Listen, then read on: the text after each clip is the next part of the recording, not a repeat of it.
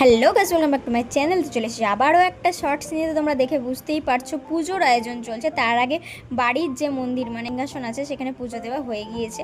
তো দেখতেই পাচ্ছ যে বিভিন্ন রকম ফল আছে। তো এইটা হচ্ছে বিপত্তরণী পুজো।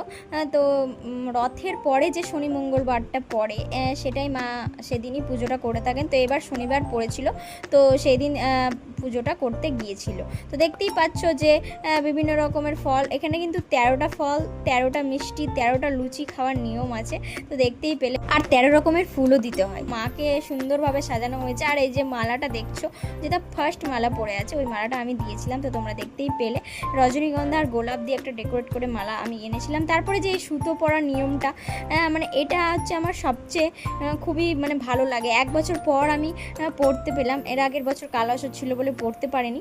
তোমরা অথবা তোমার মায়েরা বা তোমাদের মায়েরা কে কে এই পুজোটা করে থাকো নিচে কমেন্টে জানাও। আর সবাই মিলে বলে জয় মা বিপত্তারিণী।